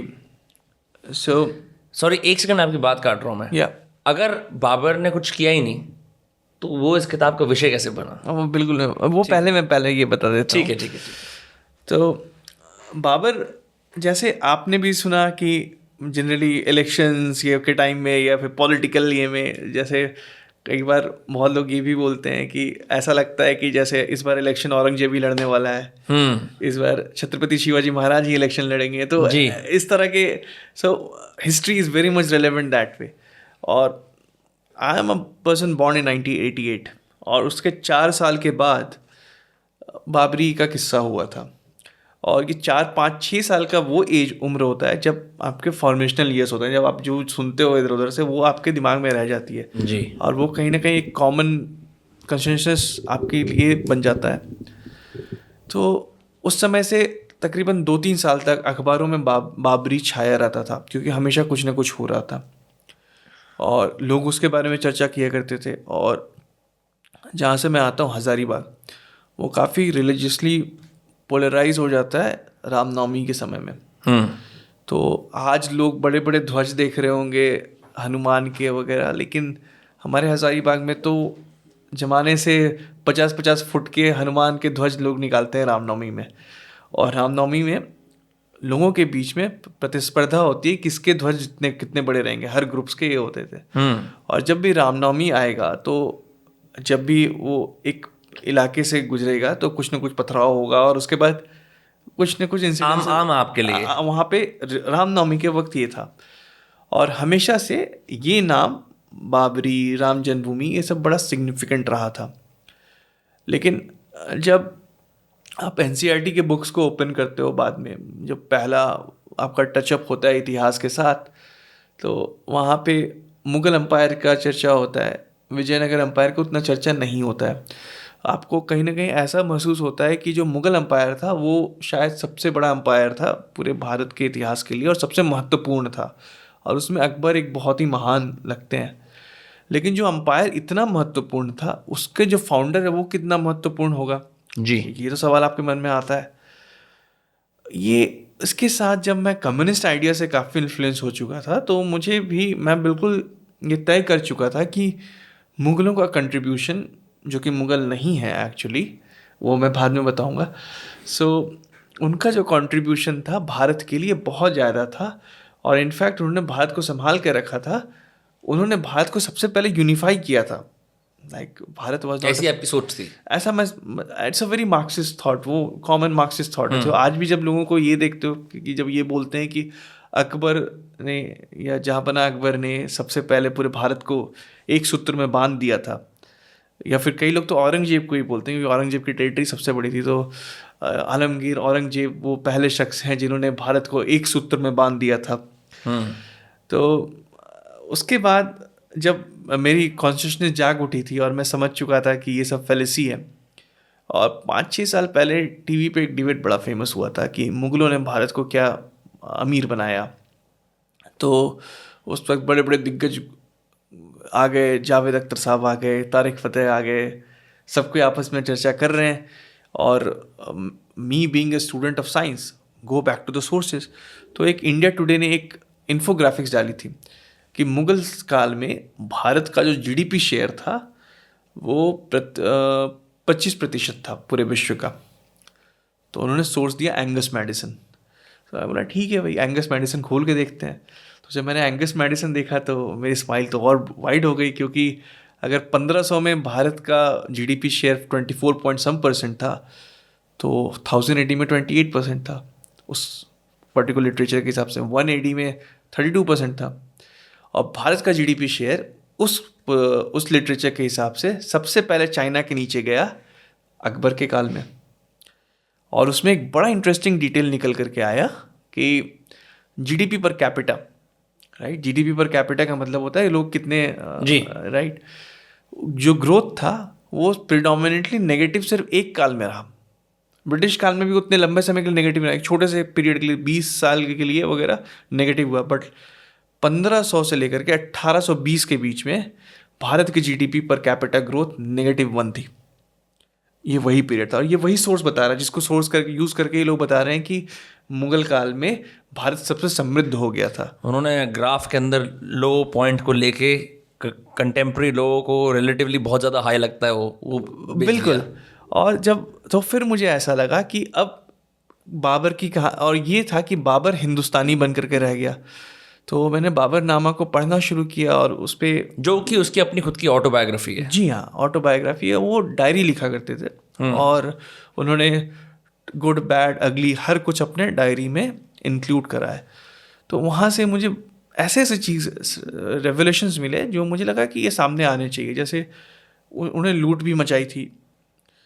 अर्थ ये है कि उन्होंने यहाँ से यहाँ के वॉर स्पॉइल्स ले जा करके वो उज्बेकिस्तान ले गए, वहाँ पे कितने लोगों को बांट रहे हैं, उन्होंने पूरा उसका अकाउंट दिया है, किसको कितने चीज़ वो दे रहे हैं, किसको कितने सोने, किसको कितनी चांदी, इसका डिटेल बाबर ने दिया है कि कैसे वो लूट करके ले जा रहे हैं यहाँ की संपत्ति। तो वो बाबर ने तो भारत के लिए कुछ किया नहीं उस तरह से। अगर वो इनसिग्निफिकेंट है तो इन टर्म्स ऑफ कि उसने यहाँ पे समय ज़्यादा व्यतीत नहीं किया, लेकिन जितना भी समय उसने व्यतीत किया उसमें उसने कुछ दिया नहीं, ले करके ही गया। और तो मुझे ऐसा लगा कि मुझे पूरे मुग़ल इतिहास के ऊपर इन सारे तथ्यों को जुगाड़ करके प्राइमरी सोर्सेस को यूज़ करके पुस्तकें लिखनी चाहिए। और शुरुआत तो बाबर से ही होनी थी। और बाबर को अगर आप जानेंगे तो आपको पूरा कंटेक्स्ट समझ में आ जाएगा कि वो जो अंपायर थी वो ऐसी क्यों बनी जैसी वो बनी। इसका जवाब को बाबर के बारे में पढ़ करके ही समझ में आएगा। और मैं उस समय तैमूर का बात कर रहा था, तो तैमूर और चंगेज़ खान 2 डिफरेंट लीनिएज में हैं। और उनके एक कॉमन एंसेस्टर है Turkmen Khan. So by the race ये सब लोग मंगोल हैं। एथनिकली ये सब मंगोल हैं। लेकिन तैमूर खुद को मंगोल नहीं मानता था। तैमूर खुद को पर्शियनाइज बताता था, मैं पर्शियन हूँ। बेसिकली वो उस टाइम पे भी एक एलीट एग्जिस्ट करता होगा। एग्जैक्टली। क्या हम ये बोल सकते हैं कि ये डेजर्ट ड्वेलर्स थे, तो अगर क्लासिज्म के हिसाब से ये लोग निचले स्थान पे आएंगे और जो टर्किश एलीट जो एलीट्स थे पर्शियन वाले वो इनसे ऊपर आएंगे एथनिकली या फिर बाय कल्चरली या फाइनेंशियली? नहीं, इसमें बड़ा इंटरेस्टिंग पॉइंट ये है कि जो मंगोल काल है यानी Genghis Khan and all, they are very civilised people. उनकी जो सोसाइटी थी बड़ी कॉम्प्लेक्स थी। तो हम इनको बारबेरिक होर्ड्स कैसे बोलते हैं? हाँ, I will come to it. So barbaric वो इसलिए थे क्योंकि they killed everybody without asking religion. They were too secular to kill people. या सो उनका ऐसा होता था कि अगर जैसे Genghis Khan will kill, he will not think कि वो किसको मार रहा है।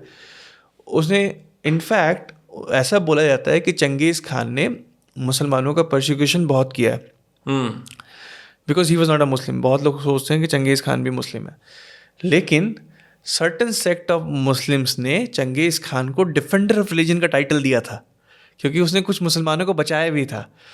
अर्थ ये उसका ये होता है कि वो अपने सब्जेक्ट्स के लिए केयर करता था। आप it doesn't matter that which religion you come from, right. तो जब ऐसा है और उनकी जो सोसाइटी है बड़ी कॉम्प्लेक्स है, मतलब पूरी सिविलाइजेशनल एस्पेक्ट पे फोकस करते हैं। हालांकि वो इस्लाम को दबाते नहीं थे, लेकिन दो इम्पॉर्टेंट रूल थे कि there will be no halal slaughter, halal is banned, and there will be no sharia. You will follow the Mongol. So no sharia law at all. No sharia law at all. और जबकि उस time पे world में शरिया exist कर रहा था in other places. Yes. Interesting. Why do you think they made that distinction? Because उनके हिसाब से जो मंगोल ट्रेडिशन है, आप मंगोल हो एथनिकली तो आपका ट्रेडिशन मंगोलाइट ट्रेडिशन होगा ना। तो इस केस में रिलीजन एथनिसिटी और कल्चर पे सुपर इम्पोज नहीं कर सकता। बिल्कुल नहीं। And that was a very idealistic case. और इसीलिए लेटर ऑन बहुत सारे जो वेस्टर्न फिलोसोफर हैं, जैसे डॉक्टर लॉक जो कि गुरु हैं वोल्टायर के, उनका कंपैरिजन लोगों ने चंगेज़ खान से किया है in terms of philosophy. Or Western world, as a Gibbon says, Gibbon is also a English philosopher and historian. So उन्होंने भी प्रेज किया चंगेज़ खान को, और चंगेज़ खान को एक ऐसा रोल मॉडल देखते थे कॉलोनियल वर्ल्ड के लिए, क्योंकि आप एक्सपेंशनिस्ट हैं but you are secular. So to the world जो कि सेक्युलर हो चुका था, जो प्रोटेस्टेंट्स थे उनके आइज में, so Genghis Khan look like a amazing role model, right? So once upon a time the Mongol empire was very sophisticated one. लेकिन अब Genghis Khan is in the 5th generation, Taimur is in the 10th generation of the common ancestor. और तैमूर पर्शियनाइज्ड है and he is already a Muslim because Islamic conversion हो चुका है Mongol empire का already. ये कब होता है? At what point does the Mongoloid empire lose its power? So it's in the grandson period of the Changez Khan, जब कुबलई खान के हम लोग जहाँ बारे में जानते हैं, हेगलू खान की बात जानते हैं, तो एक और खान था, उसका नाम था Berke Khan. So Berke Khan is the first Mongol to get converted into Islam. तो इससे पहले इनका रिलीजन क्या हुआ होगा? मोस्ट प्रोबेबली पेगन, एक तरह का पेगन जैसे पेगनिज्म था। लोग अलग अलग तरह के ओपिनियन देते हैं। तेंगरी बुद्धिज्म, तो सुधांशु त्रिवेदी जी बोलते हैं कि वो शायद तांत्रिक बुद्धिज्म था, जो कि Tibetan, but whatever it was certainly bit of form of a pagan tradition, right. More tribal, more like जो एनिमिस्टिक भी हो सकता है, we don't know exactly, but it certainly was not Abrahamic, of course. So Berke Khan gets converted to Islam by a Sufi, और उस conversion के बाद उस समय हिगलू खान ने पूरे बगदाद का सैक कर दिया है। और ये बड़ा इंटरेस्टिंग फिनोमेनन है, क्योंकि आपको ये बताया जाता है कि Islam kept on expanding, there was no arc of Islam, या फिर वो कभी डाउनफॉल में नहीं गया।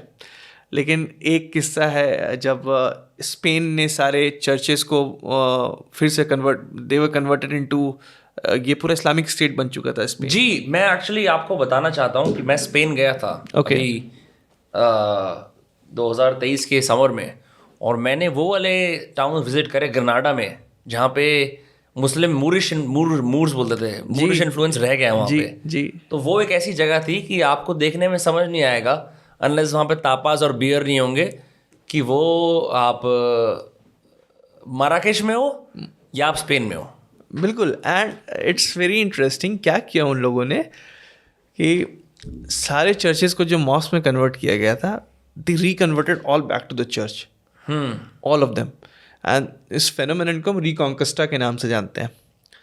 सो it was the loss of Islam that way. अगर हम because we are talking about the victories of Islam, so उस कंटेक्स्ट में अगर हम देखें तो it's a loss of Islam, और द उस तरह से रिलेट करें। Similarly in the Mongols had completely destroyed because Baghdad was the seat of the golden Islamic as.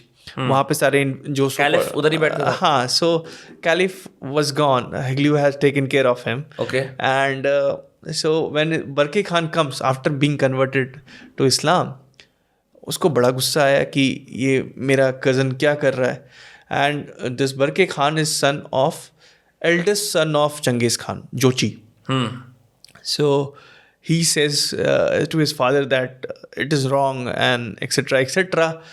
But जो opinion दिया जाता है कि no Mongol has ever crossed a sword against other Mongol, और एक जो मंगोल ओपिनियन है वो कांस्टेंट रहेगा.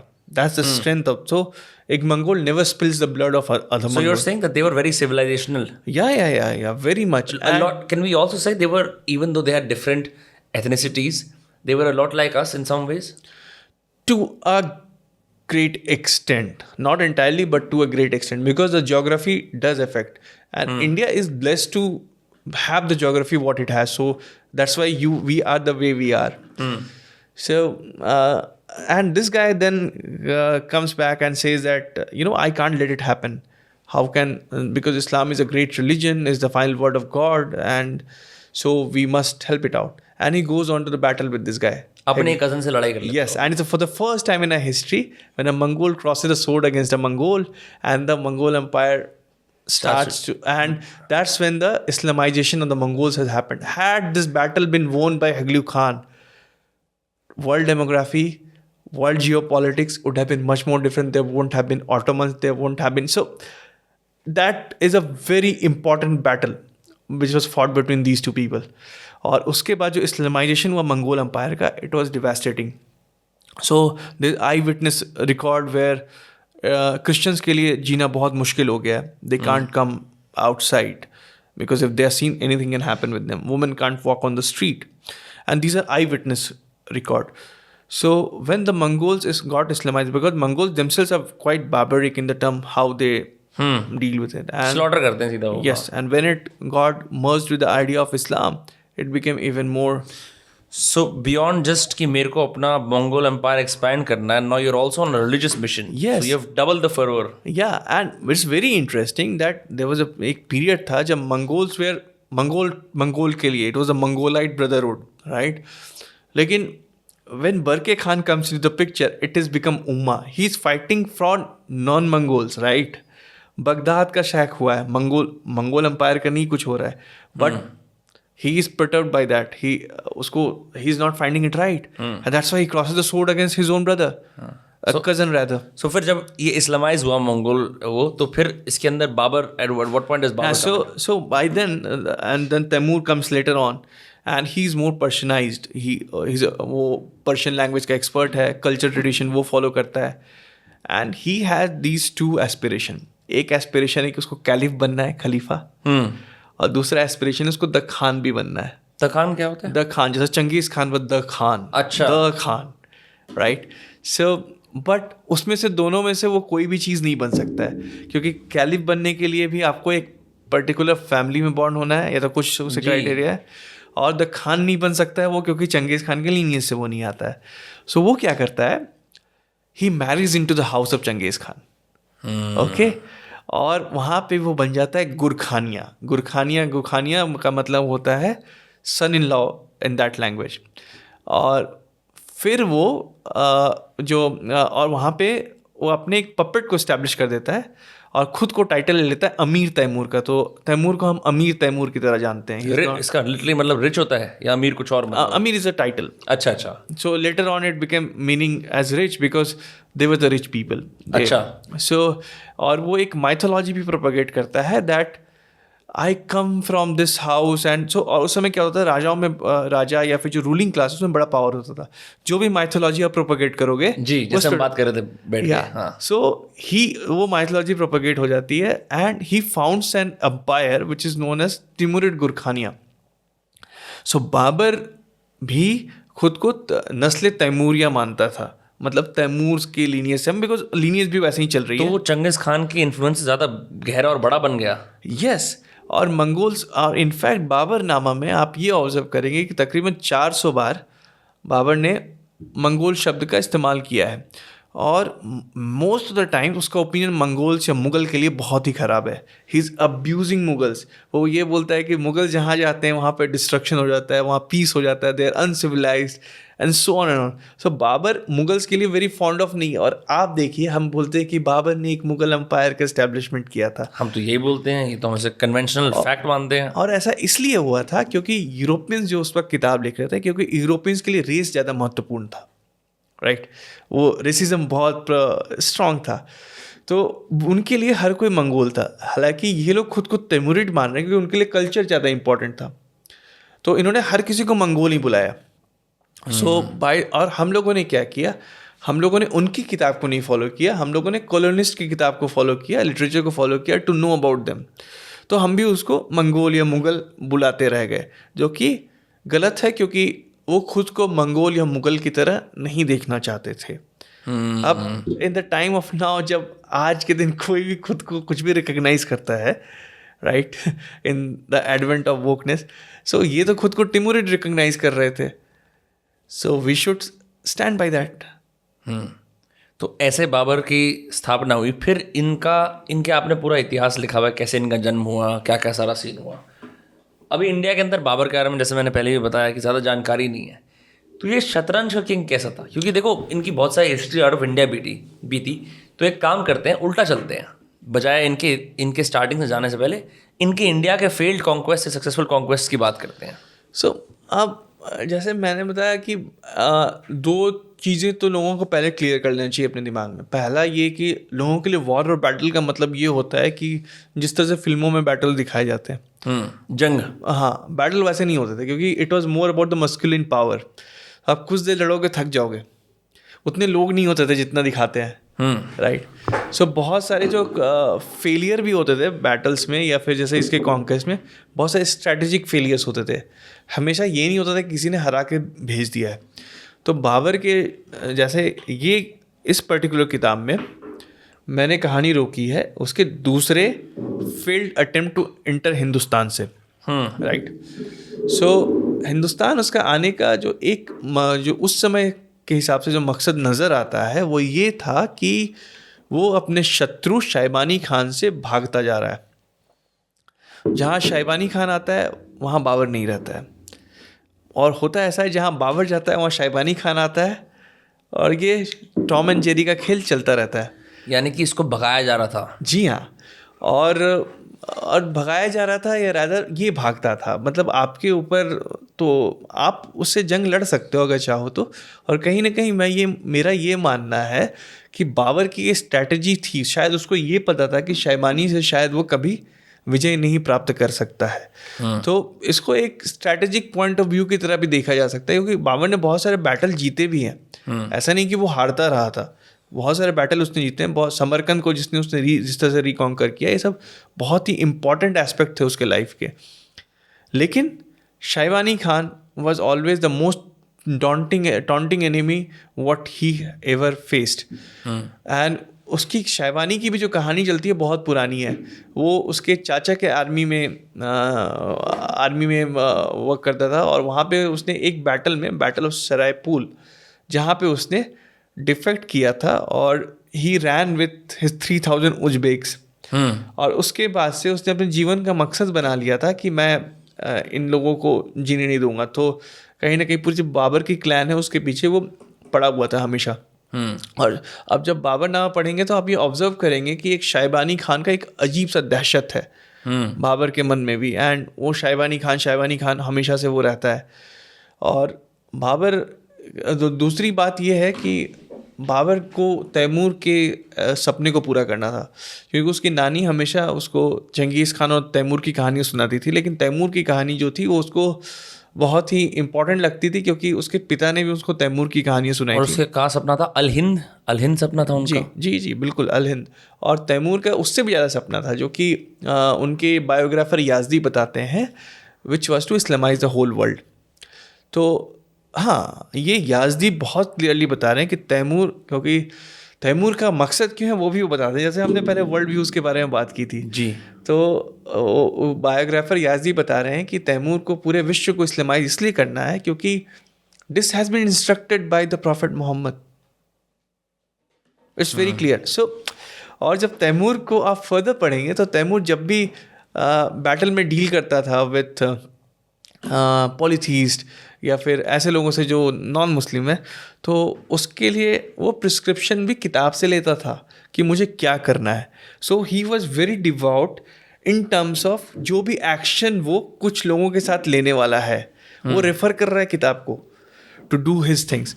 और बाबर तैमूर के अनफिनिश्ड एजेंडा को पूरा करना चाहता था. अनफिनिश्ड एजेंडा कुछ और नहीं था बल्कि इस्लामाइजेशन ऑफ भारत था. अल हिंद को कैप्चर करके उसको इस्लामाइज करना था, जो कि फर्दर रेनफोर्स हो जाता है इस आइडिया से, क्योंकि एक सर्टन पार्ट ऑफ बाबर नामा में बाबर बताता है कि मैं प्रॉफिट मोहम्मद के बाद के पीरियड से मैं तीसरा त्रामुंताना इन्वेडर हूँ, और पहले दो जो त्रामुंताना एज इन जो उस पहाड़ी इलाकों से जो अफगानिस्तान एंड बियॉन्ड से उस तरफ से जो आए. सो उसमें से जो दो थे वो थे गजनी और गोरी.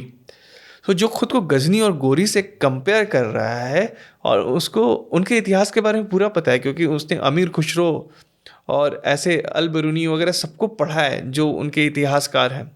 कॉन्टेक्स्ट के लिए ये लोग माइंड मत करना, ये लोग रेगिस्तानों में ये सब कैसे एक्सेस कर लेते थे? क्योंकि ये क्या हम या फिर हमारा ये मान्यता है अभी कि current modern day Uzbekistan, Afghanistan या जिन जगहों पे इन्होंने रूल करा है वो जगहें बिल्कुल ही बंजर होती होंगी. ये पॉइंट ज़्यादा करेक्ट है, बिकॉज ऐसा नहीं है कि समरकंद में कुछ भी नहीं था. जैसे मैंने पूरे फरगाना को डिस्क्राइब करने की कोशिश किया है पुस्तक में जी, और जहाँ पे फॉरेस्ट की बात हो रही है, जहाँ पे प्लांट्स की बात हो रही है, जहाँ पे अलग अलग तरह के जानवर्स की बात हो रही है, रिच फ्लोरा एंड फौना की बात हो रही है, नदियों की बात हो रही है, तो रेगिस्तान वो ऐसा रेगिस्तानी जैसा हम इमेजिन करते हैं. It was well to do place, right. Of course it was not as समृद्ध as Bharatvarsh because of the geographical जो एडवांटेज है हमारे पास, लेकिन वो ऐसा नहीं था जैसे हम इमेजिन करना चाहते हैं. और जो पूरी बाबर का ख़ानदान है वो लिटरली पॉइंट ऑफ व्यू से काफ़ी रिच था. They were very well educated people. Akbar को हम अगर हटा दे तो हुमायूं भी काफ़ी पढ़े लिखे थे. अकबर पढ़ा लिखा नहीं था? नहीं. क्या बात कर रहे हो आप जी. अकबर को तो बहुत बड़ा पेट्रन ऑफ आर्ट्स माना जाता था. Patron of arts, culture, literature, poetry, but nothing because nothing मैं नहीं बोल सकता हूँ, लेकिन अकबर सब मुगलों में सबसे ज़्यादा अनपढ़ था, आप ये कह रहे हो? हाँ. तो how is that possible? It happened, I can't help it. नहीं वो मैं समझ गया, लेकिन हमें we have been taught elsewhere, we have been taught. सो और बिकॉज जैसे उमर शेख जो बाबर के पिता हैं वो भी बड़े विद्वान हैं. He knows languages, he is a good poet. Babar takes it as a hereditary from his father. उसके बाद Humayun is also a great scholar. इनकी बीवियों की बात करते हैं, क्योंकि आपने इसमें किताब में लिखा कि बाबर अपने आप को बहुत ज़्यादा शाय डिस्क्राइब करते हैं, शर्मीले किस्म के हैं, और चैप्टर का नाम है फर्स्ट मैरिज। यस, और आपने रेफरेंस कर रखा है कि आप इमेजिन कर सकते हो किस तरह के कंटेक्स्ट में। किस तरह के कंटेक्स्ट के अंदर उन्होंने अगर फर्स्ट वाइफ बोला है तो उनके क्या इरादे थे। या बिकॉज इसका मतलब ये होता है कि जब कोई ये खुद बता रहा है कि ये मेरी पहली, एंड बिकॉज ये डायरी राइटिंग है, this is not after thought of autobiography, इसलिए मैंने शुरू में ही बोला था कि it's not exactly autobiography but it's a rather every day diary noting जो वो कर रहे थे। तो जब उनकी पहली शादी हुई है या निकाह हुआ है, और जब वो ये बता रहे कि ये मेरी पहली शादी है या फिर पहला निकाह है, इसका मतलब ये जो 17 साल का बाबर है उसको पता है कि आगे उसकी और शादियां होने वाली हैं। He is very clear and it means that it is quite a common thing to marry multiple. So अब कई लोग इसका काउंटर ये देंगे कि अब भारत में multiple, so I am not saying that, मैं वो पॉइंट नहीं कर रहा हूँ, वो उसकी बात नहीं है, हम उस रीज़न की बात कर रहे हैं, और उस रीजन में multiple marriages were very common. और जब ये जो बाबर का जो पहला मैरिज है वो बड़ा इम्पॉर्टेंट फेज है to understand Babar as a person, क्योंकि उस वक्त पे बाबर ने एक बाबरी किस्म के, बाबरी नाम के एक शख्स का, जी बाबर की बाइसेक्सुअलिटी, जी, एंड मैंने बहुत ही clearly assert, I can't say assert किया, but I have made an opinion that perhaps Babur was bisexual, क्योंकि वो ये बता रहे हैं कि जहाँ तक वो मेरे पास, if you want I can read it, I can read the, I have the, so I maddened and afflicted myself for a boy in the camp bazaar, his very name Babri fitting in. Up till then I had no inclination for anyone, indeed of love and desire, either by hearsay or experience. या सो अब इससे आपको एक बहुत clearly ये पता चल रहा है कि he is got a lot of passion for that boy, और वो इसको इस दौर में लिख रहा है जब उसकी पहली शादी हुई है, और वो ये बहुत क्लियरली बता रहा है कि मुझे, I am not that attracted to my first wife. He is writing it, वो बता रहा है कि मैं अट्रैक्टेड नहीं हूँ। इट मीन्स दैट यहाँ पे वो कंटेक्स्ट बिल्कुल सेट कर रहा है इस चीज़ का about attraction and distraction. So he is attracted to this boy, क्योंकि उसको वो बुलाता भी है अपने पास।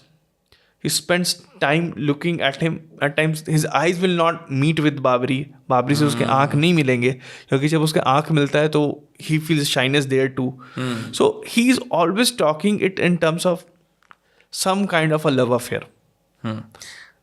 इसकी वजह से आपने, I don't know if you have seen, Pakistan में आज भी एक प्रथा है, अजीब सी प्रथा है, अफगानिस्तान में भी है, जहाँ वो खूबसूरत नौजवान लड़कों को अपने साथ रखते हैं, खासकर बुढ़े आदमी जी, अपने मतलब सेक्सुअल प्लेजर सेटिस्फाई करने के लिए। और अब इंस्टाग्राम पे मैं इसके बाद आपको क्लिप दिखाऊंगा, ऐसे से भी वीडियोस बनने शुरू कर गए हैं, जहाँ पे एक बंदा है जो पेट्रोल भरता है बाइकों में ना, तो वो वीडियो बनाता है जिसके अंदर ना खूबसूरत जवान लड़के आते हैं, बाइक पे बैठते हैं ऐसे आगे, वो उनमें पेट्रोल भर रहा होता है और उनको निर्लज निगाहों से देख रहा होता है, उसके पीछे गाने चल रहे होते हैं।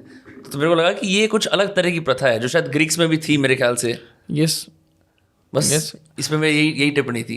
नहीं, परहैप्स जो अफगानिस्तान में जो हम देख रहे हैं, या पाकिस्तान में नॉर्थ वेस्टर्न फ्रंटियर रैदर जब बोला जाए, तो मे बी दैट शायद वहीं से आ रहा है। It was very much common, क्योंकि बाबर को भी जो फैसिनेशन हुआ ये काबुल में जाके हुआ है। अच्छा, इंटरेस्टिंग। सो एंड एक और बड़ा इंटरेस्टिंग पार्ट है, जब समरकंद में रिबेल हो जाता है, वो रिबेल इसलिए हो रहा है क्योंकि जो बाबर का एक कज़न है, he is found to be seeing the son of a very big official. So people are not Samarkandis और तरखानीज जो हैं, दो तरह के लोग हैं वहाँ पे, उनको बिल्कुल पसंद नहीं आ रहा है कि जो युवराज है या फिर जो रॉयल है वो कैसे they are indulging into some kind of relationship with the boys. So I think जो एलीट था उस पीरियड का, they were very much into the bisexual acts, it was very much there, but जो general society थी they were very much oppose to it. और शायद इसी वजह से उसके बारे में हमको ज़्यादा इन्फॉर्मेशन नहीं मिलता है, we don't have much information, लेकिन एलीट्स ने उस चीज़ों को काफ़ी क्लियरली लिखा है। जैसे इस रिबेल की भी जो बात हुई है, ये बाबर ने खुद किया है कि एक रिबेल हुआ, इस कारण से हुआ, ये वो बताता है। सो एक आपने बड़ी अच्छी इसमें बात लिखी हुई थी, and I have never, now that I am reading too many history books nowadays, because ये रीजन ऐसा है कि डेजर्ट है, डेजर्ट में ओएसिस, मिराज, ठीक है, और ये मंगोल कल्चर भी दूसरा है. यू सेड एस्ट्रोलॉजिकल ओमेन, कि आपने हल्का सा एक लाइन लिखी हुई है. मैं I haven't come across the mention of astrological omens too much, but it seems to me that many leaders in our country, many leaders from that time look to nature and to soothsayers and priests कि कब सही इशारा है मेरा जंग करने का. उसकी कुछ साइड पता लगी बाबरनामा में उस चीज़ की? उतना डिटेल उसने नहीं दिया है बाबरनामा में, लेकिन not elaborated but I hinted about it, क्योंकि मुझे एल्केमिस्ट की कहानी याद आ गई. एल्केमिस्ट में भी वो कहानी ऐसी है जहाँ पे ओमेन्स की बात हो रही है, और deserts, people of desert believe a lot in the omens, because desert एक ऐसी जगह होती है जहाँ पे आपके आसपास कुछ भी नहीं रहता है. You are just lost where you are, and then you rely on the stars to read the direction, you rely on the birds to tell you certain stories, and at times these kind of believes जो omens वगैरह के होते हैं वो भी आपको, it keeps you going with the flow at times. So that was very much in vogue, and that is why Babar ने एक युद्ध के बारे में जब चर्चा की है तो वहाँ पे वो बताता है कि शायद मेरा astrological women's were not right, शायद गलती हो गई. और ही is a Sunni Muslim and he doesn't, लेकिन उनकी जो नोशन है एस्ट्रोलॉजी को लेकर के which Babar is talking about, शायद वो अभी के जो इस्लामिक वर्ल्ड है उसमें वो बिल्कुल मैच नहीं करेगी. Because they will not agree to it to a great extent. They will call it out as superstitious. So I pointed out for one reason that एक ये था कि उस समय के पीरियड को दिखा करके मैं ये पोर्ट्रेल दिखाना चाह रहा हूँ. जैसे many people try to idolize Babar, many people try to idolize Aurangzeb even, surprisingly. So ऐसे में आप जिनको अपना हीरो मानना चाह रहे हैं, आप क्या उनके इस पॉइंट ऑफ व्यू से अग्री करते हैं? अब जैसे ऑफ कोर्स ये बाबर की ज़िंदगी का हिस्सा है, वेदर ही वाज बाइसेक्सुअल और नॉट, और बिकॉज ये ऑब्जेक्टिव बायोग्राफी है तो उसको मैं लिखूंगा ही. लेकिन एट द सेम टाइम ये क्या कर रहा है, ये कुछ लोगों के लिए एक सवाल भी उड़ेर करके डाल रहा है. क्या आप उनके इस व्यू से अग्री करते हो अगर आप उनको आइडियलाइज कर रहे हो, या फिर आपको उनके बारे में कुछ पता ही नहीं था? बेसिकली बात तो यही है, किसी को कुछ पता ही नहीं है, सबको एक नाम मिला हुआ है उससे जुड़ने के लिए बस. Babar was highly alcoholic to in a particular period. He was forced to drink is what you said. या बट देन इट फिर शुरू हो गई and he is talking that it's a sin and he is very regretful of it as well. फिर भी करे जा रहा है. हाँ. सो पर मैं समझ सकता हूँ leader with that much high stress, उस टाइम पे उसको एक फॉरबिडन चीज़ मिल गई. This is a very common thing also. Very high performers are also all high functioning alcoholics. So modern day में Babur is just one of the many man. But आप मेरे को ये बताओ, जो इसके फेल्ड कॉन्क्वेस्ट है इंडिया के, इनको रोका कैसे गया? Because that also is laying the ground work for the future so called bastardly Mughal empire. Timurid empire. So इसके जो इतने फेल्ड अटेम्प्ट्स थे, दे फेल्ड स्ट्रैटेजिकली. बिकॉज पहला जो अटेम्प्ट था वो फेल हुआ because it was because of climate.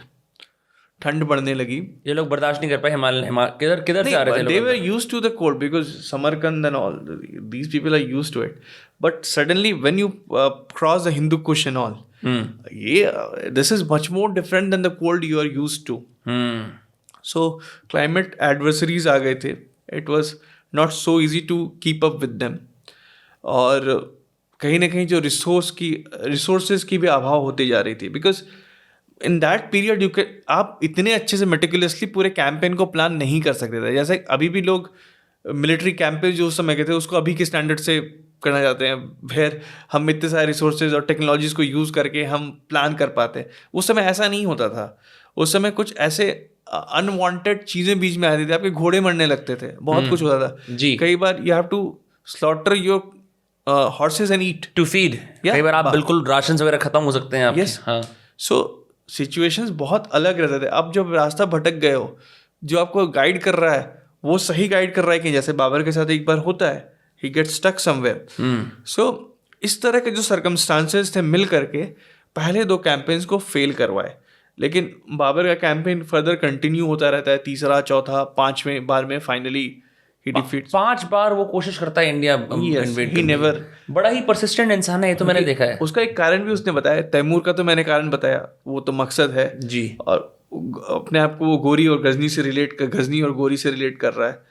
और एक बड़ा इंटरेस्टिंग पॉइंट वो बताता है, जैसे बोलते हैं कि बाबर तो हमारा ही हो गया, हमको समृद्ध बनाने के लिए हमको आर्किटेक्चर दे गया, पता नहीं क्या क्या, लेकिन वो बताता है कि भारत में बड़े आसानी से पैसे मिल जाते हैं, यानी कि सोने चांदी, और पूरा अकाउंट दे रहा है कहाँ से उसको कितने सोने चांदी मिलते हैं, राइट। फिर वो बताता है कि यहाँ के लोग बड़े अच्छे हैं, बड़े आसानी से मेहनत कर लेते हैं, आर्टिसंस बड़े अच्छे से मिल जाते हैं। बाबर ये बताता है कि जब जो सबसे बड़ा आर्किटेक्चर है समरकंद का वो है तैमूर का मौसोलियम, जो कि ताजमहल से छोटा है, और ताजमहल से बड़े हमारे बहुत सारे स्ट्रक्चर हैं, और वो वहाँ का सबसे बड़ा स्ट्रक्चर है। तो उसको बनाने के लिए भी बाबर ने ही खुद बताया है आर्टिजन्स भारत से लाने पड़े थे, तैमूर का मौजूलियम बनाने के लिए। जी। यानी कि उसका तो ये था कि भाई ये अच्छी जगह है, इस पर प्लंडरिंग वंडरिंग चालू करेंगे अपना, क्योंकि कुछ तो हमें क्या करना है। कहाँ वो वैसे भी दोस्त लाइक यू सेड वो एरियाज फर्टाइल थे जहाँ से ये आते थे, पर इतने नहीं थे। बिल्कुल, ये तो खजाना था। बिल्कुल।